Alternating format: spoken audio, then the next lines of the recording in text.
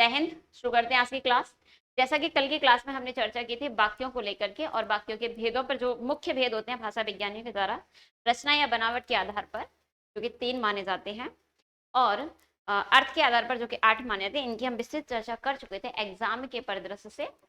कुछ भाषा विज्ञानी वाच्य को भी वाक्य के ही एक भेद मानते हैं। वो मानते हैं कि वाच्य के आधार पर भी वाक्य के भेद किए जा सकते हैं। हालांकि वाच्य अपने आप में एक भिन्न विषय है। वाच्य से अंग्रेजी में वॉइस कहते हैं, जहां दो होते हैं, एक्टिव वॉइस और पैसिव वॉइस। लेकिन हिंदी की अगर हम बात करें तो हिंदी में जो वाच्य हैं वो 3 होते हैं। तो आप फटाफट से हेडिंग डाल लीजिए वाच्य और लिखना प्रारंभ कीजिए। क्रिया के जिस रूप से क्रिया के जिस रूप से कर्ता कर्म या भाव की प्रधानता का बोध होता है, भाव की प्रधानता का बोध होता है,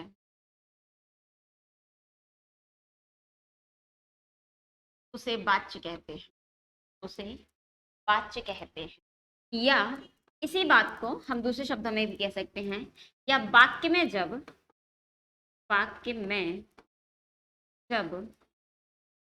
क्रिया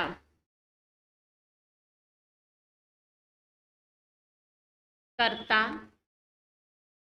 कर्म या भाव के अनुसार प्रयुक्त हो, या भाव के अनुसार प्रयुक्त हो, तब उसे वाच्य कहते हैं। तब उसे क्या कहते हैं? तब उसे वाच्य कहते हैं। यानी कि एग्जाम में अगर हमसे सामान्य शब्दों में पूछ रहे कि वाच्य किसे कहते हैं, तो क्रिया के जिस रूप से यह बोध हो जाए कि वाक्य में कर्ता की महत्वपूर्ण रूप से बात हो रही है, कर्म की हो रही है, या भाव की बात हो रही है, या क्रिया कर्ता क्रिया भाव इनमें से किसी एक के अनुसार प्रयुक्त की जाए पूरे वाक्य में, तब वहां पर क्या होता है? वाच्य होता है।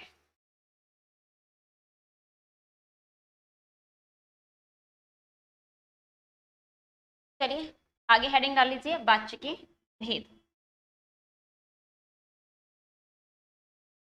वाच्य के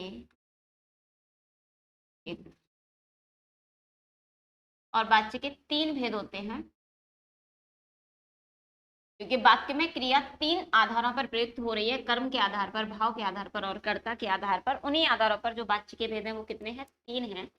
सबसे पहले आता है कृतवाच्य, दूसरे नंबर पर होता है कर्मवाच्य, और तीसरे नंबर पर होता है भाववाच्य। अगर डेफिनेशन की बात की जाए तो डेफिनेशन क्या होगी कि वाक्य में जब कर्ता की प्रधानता का बोध हो, डेफिनेशन क्या होगी? जहां पर कर्ता की प्रधानता का बोध हो, कर्ता की प्रधानता का बोध हो, वहां पर कृतवाच्य होता है। या इसी बात को, यानी इसी परिभाषा को हम दूसरे शब्दों में भी कह सकते हैं। तो दूसरे शब्द क्या होंगे? क्रिया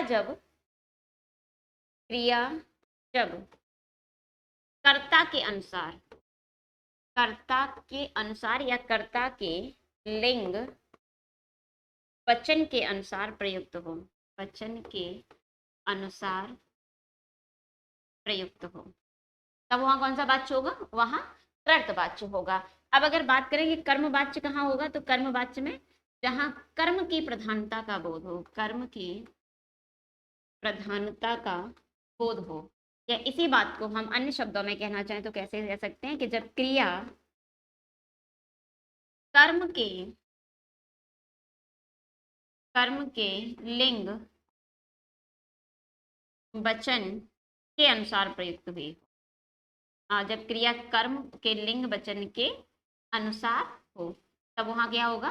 तब वहां पर कर्मवाच्य होता है। और अगर हम भाववाच्य की बात करें तो वाक्य में जब भाव की प्रधानता का बोध हो, भाव की प्रधानता का बोध हो, तो वहां कौन सा वाच्य होगा? भाववाच्य होगा, या हम कह सकते हैं क्रिया का प्रयोग तो भाव के अनुसार हो, क्रिया का प्रयोग भाव के, भाव अर्थात फीलिंग्स के अनुसार हो, भाव के अनुसार। बहुत सिंपल सी बात है कि जब भी वाक्य में क्रिया कर्ता के अनुसार आएगी तो कर्तवाच्य होगा, कर्म के अनुसार होगी तो कर्मवाच्य होगा, और भाव के अनुसार होगी यानी भाव की प्रधानता का बोध होगा तो भाववाच्य होगा। अब सबसे इंपॉर्टेंट सवाल जो बनता है, कई बार एग्जामिनर पूछ लेता है कि जो कर्तवाच्य होते हैं वो कैसे वाक्य होते हैं। तो बच्चे एक चीज याद रखना, जो कर्तवाच्य होते हैं वो सकर्मक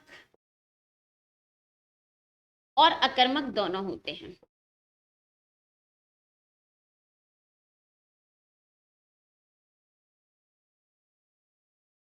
सकर्मक और अकर्मक दोनों होते हैं, कैसे वाक्य, कृतवाच्य। और जो कर्मवाच्य हैं बच्चे वो 100% आपके सकर्मक होंगे, क्योंकि शब्द से ही पता चल रहा है, क्योंकि किसकी प्रधानता का बोध होगा, कर्म के प्रधानता का, तो कर्म का होना आवश्यक है, यानी कि कैसे होंगे, 100% सकर्मक होंगे।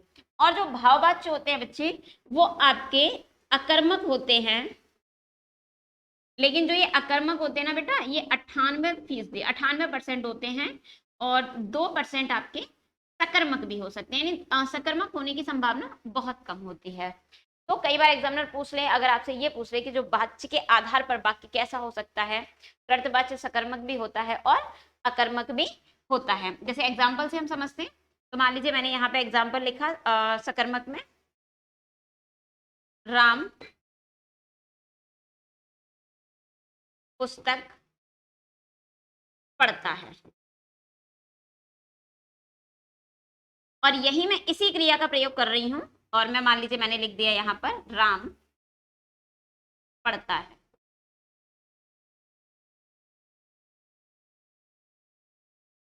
और इसी बात को अगर मैं कर्म वाच्य में लूं तो इसका एग्जाम्पल क्या हो जाएगा, पुस्तक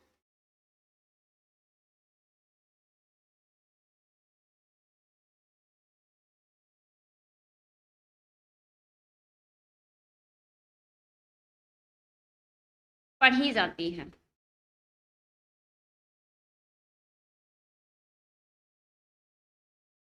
या